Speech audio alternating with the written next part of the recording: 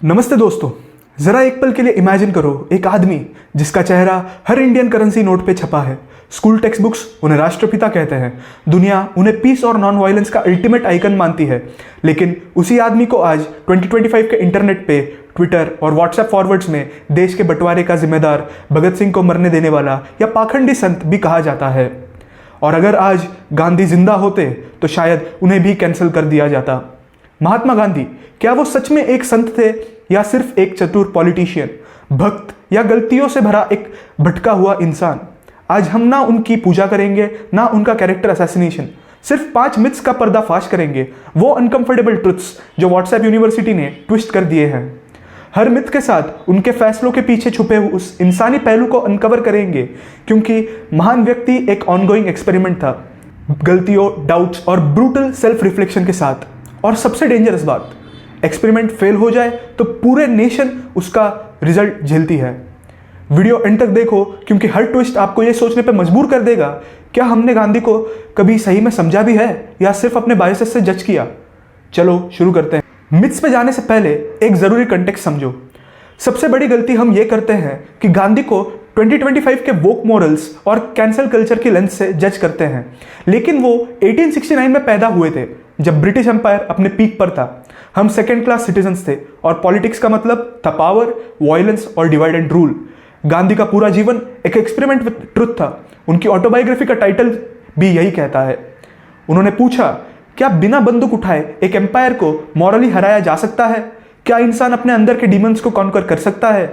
ये experiments dangerous थे, बिल्कुल रिस्की बेट्स जैसे आज कोई स्टार्टअप फाउंडर अपना सब कुछ दांव पे लगा दे। नेचुरली फेलियर्स हुए और कंट्रोवर्सीज भी। यहां रुक के सोचो, अगर आप उस जमाने में होते, एम्पायर के सामने खड़े, क्या आप भी ऐसे एक्सपेरिमेंट्स करते या सेफ रहना पसंद करते? तो असली सवाल यह नहीं है कि गांधी परफेक्ट थे या नहीं। असली सवाल यह है, क्या हम उनसे परफेक्शन एक्सपेक्ट कर रहे हैं या ऑनेस्टी? अब सीधे मिथ्स पे आते हैं। शुरू करते हैं सबसे ज्यादा गुस्सा पैदा कर देने वाला सवाल से। मिथ नंबर पहला, गांधी ने भगत सिंह को बचाने की कोशिश ही नहीं की। यह सबसे बड़ा मिथ है जो हर देश प्रेमी को खून में गुस्सा भर देता है। गांधी अहिंसा के नाम पर चुप रहे और एक 23 इयर्स के क्रांतिकारी को जानबूझकर मरने दिया। यह एक मिथ है। नैरेटिव यह था कि एक बुजुर्ग ने जवान शेर को बेच दिया, लेकिन क्या यह सच है?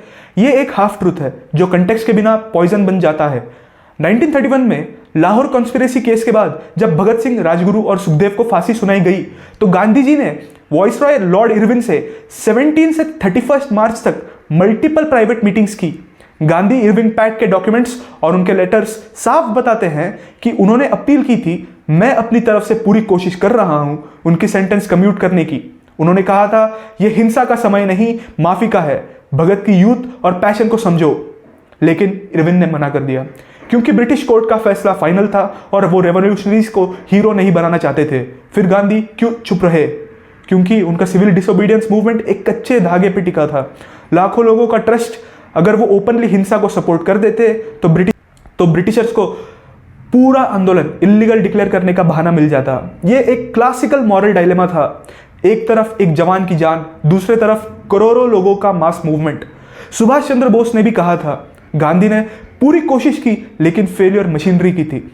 भगत सिंह और गांधी के बीच म्यूचुअल रिस्पेक्ट था। भगत ने जेल से लिखा था कि गांधी की मोबिलाइजेशन की वजह से ही रिवॉल्यूशन पॉसिबल हुआ। यहां रुक के सोचो, अगर आप गांधी की जगह होते, एक जवान की जान या पूरा आंदोलन, आप क्या चूज करते? क्या एक नेता को सिद्धांत से कॉम्प्रोमाइज करना चाहिए या वही उनकी स्पाइन होती? कमेंट में बताओ।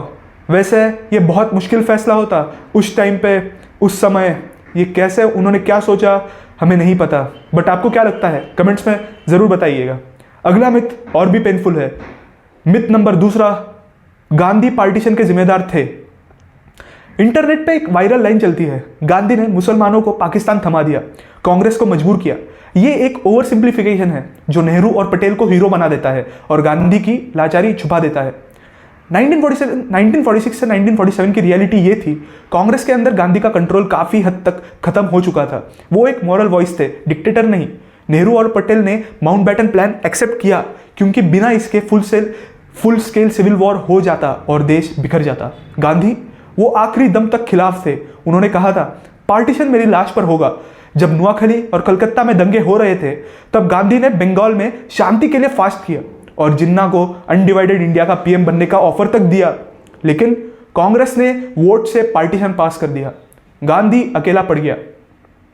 एक 78 ईयर्स के बूढ़े इंसान जो अखंड भारत का सपना जीता था, अपने सपने को टूटते हुआ देख रहा था। पार्टीशन सिर्फ पॉलिटिक्स नहीं था, ये एक जनरेशनल ट्रॉमा था। 20 लाख मौत, 1.4 करोड़ लोग बेघर, ये गांधी का सबसे बड़ा फेल्योर था। लेकिन उन्होंने ये भी सीखा कि यूनिटी फोर्स से नहीं, एम्पैथी से आती है। पार्टीशन मजबूरी थी या अवॉइडेबल ट्रेजेडी, ये मैं आप पे छोड़ देता हूँ। आप सोचो, आपकी क्या राय है, आप कमेंट्स में बताइएगा। अब हम चलते हैं तीसरी मिथ, जो कि बहुत ही ज़्यादा पर्सनल और शॉकिंग भी है। मिथ नंबर 3, ब्रह्मचर्य, स्पिरिचुअलिटी या ऑब्सेशन। सबसे ट्विस्टेड मिथ, गांधी अपनी पोतियों के साथ सोते थे। ये पागलपन था। शॉकिंग है ना? हाँ, लेकिन कंटेक्स्ट के बिना ये सिर्फ एक क्लिकबेट बन जाता है। 1946 से और 1947 के बीच में नुआखली राइट्स के दौरान गांधी ने ब्रह्मचर्य एक्सपेरिमेंट्स एक्सट्रीम लेवल पे ले गए। ग्रैंड निसेस मनु और आभा के साथ नेकेड स्लीपिंग सिर्फ अपनी अशुद्धि टेस्ट करने के लिए। उनका बिलीफ था देश में हो रही हिंसा उनकी पर्सनल मोरल फेलियर का रिफ्लेक्शन है, इसीलिए सेल्फ प्यूरिफिकेशन से ही कम्युनल पीस आ सकती है। उनके कई साथियों ने इसका विरोध किया और कुछ ने रिजाइन भी कर दिया। यह सिलसिला 1906 से चला आ रहा था, लेकिन नुआखली में यह स्पिरिचुअलिटी से ऑब्सेशन बन गया। आज के स्टैंडर्ड से देखें, यह डीपली प्रॉब्लमैटिक है और शायद ये है भी। ये दिखाता भी है कि जब कोई अपने आइडियल्स में इतना डूब जाता है कि क्रिटिसिज्म के लिए बहरा हो जाता है, तो महानता डेंजरस बन सकती है। यहाँ रुक के सोचो, अगर आप अपने डीपेस्ट बिलीफ्स में इतना डूब जाओ, क्या आप भी इतनी सारी लिमिट्स पार कर दोगे? जरा सोच के बताना और कमेंट्स में अपनी राय जरूर लिख के जाना। अगला मिथ सोशल जस्टिस को चैलेंज करता है। मिथ नंबर 4, गांधी जाति प्रथा के समर्थक थे। अंबेडकर और गांधी का कॉन्फ्लिक्ट आज भी इको करता है। गांधी हरिजन बोल के दलितों को दबाना चाहते थे और सिस्टम को मजबूत कर रहे थे। ये मिथ है, यह एक बाइनरी बना दिया गया है। गांधी रिफॉर्मर और अंबेडकर रेडिकल, क्या यह सच था? यह दो विजन्स का क्लैश था। 1932 में जब कम्युनल अवार्ड ने सेपरेट इलेक्टोरेट्स दिए तो अंबेडकर ने उसे सपोर्ट किया, लेकिन गांधी ने येरवाड़ा जेल में फास्ट अप टू डेथ शुरू कर दिया, क्योंकि उन्हें लगा इससे हिंदू सोसाइटी हमेशा के लिए बढ़ जाएगी। रिजल्ट निकला पूना पैक्ट। सेपरेट इलेक्टोरेट्स खत्म हुए पर रिजर्व सीट्स डबल हो गई, जो कि 71 से 147 हो गई। अंबेडकर ने बाद में कहा कि ये कोर्शन था, सिर्फ गांधी की जान बचाने के लिए उन्होंने साइन किया। गांधी ने हरिजन कैंपेन चलाया, अनटचेबिलिटी को इविल कहा, लेकिन वर्ण सिस्टम को रिफॉर्म करना चाहा, डिस्ट्रॉय नहीं। ये पैटर्नलिज्म वर्सेस एम्पावरमेंट की लड़ाई थी। इस पैक्ट ने मॉडर्न रिजर्वेशंस की फाउंडेशन रखी। आज भी जाति के डिबेट्स जिंदा है। आप किस तरफ खड़े होंगे, रिफॉर्म या रेवोल्यूशन? गांधी आउटडेटेड थे या प्रैक्टिकल? ये मैं आप पे छोड़ देता हूँ, आपको जो सही लगे आप वो सोच लीजिएगा। लास्ट मिथ पर्सनल ग्रोथ का है। मिथ नंबर 5, गांधी जो थे वो रेसिस्ट थे। तो ये बात है साउथ अफ्रीका की। सबसे अनकंफर्टेबल सच, यंग गांधी ने अफ्रीकन्स को काफिर कहा और उन्हें इंफीरियर बताया। ये डॉक्यूमेंटेड है। 1893 से 1900 के लेटर्स में उन्होंने इंडियंस को अफ्रीकन से बेटर बताया। ये कॉलोनियल माइंडसेट का असर था। लेकिन क्या ये पूरी कहानी है? नहीं, ये इवोल्यूशन का आर्क है। 1910 तक गांधी काफी बदल चुके थे। 1908 के जोहान्सबर्ग स्पीच में उन्होंने कहा कि ही ओरिजिनल इनहैबिटेंट्स है और इक्वालिटी जरूरी है। 1913 के सत्याग्रह में इंडियंस और अफ्रीकन साथ खड़े हुए। नेल्सन मंडेला ने खुद कहा था, गांधी ने हमारे स्ट्रगल को इंस्पायर किया। ये पर्सनल ग्रोथ की एक मास्टर क्लास है, एक प्रिविलेज यूथ से एलाय बनने का सफर। व्हाट्सएप इस बदलाव के आर्क को इग्नोर करता है, लेकिन ये हमें ही एक सवाल देता है, क्या हम अपने पुराने बायसेस को खत्म कर पाते हैं?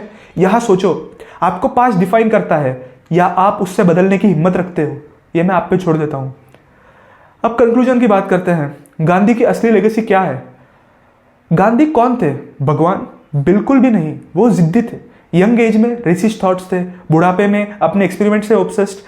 उन्होंने गलतियां की, दर्दनाक चॉइसेस ली और उनके फैसले आज भी चुभते हैं। लेकिन उनका असली गिफ्ट क्या था? सत्याग्रह, एक ऐसा वेपन जिसने बिना गोली चलाए एक एम्पायर को हिला दिया। उन्होंने हमें सिखाया कि असली ताकत मसल्स में नहीं, सपने में होती है। शायद गांधी का सबसे बड़ा एक्सपेरिमेंट इंडिया नहीं था, शायद एक्सपेरिमेंट हम लोग थे। और सवाल यह है, क्या हम उस एक्सपेरिमेंट से कुछ सीख पाए?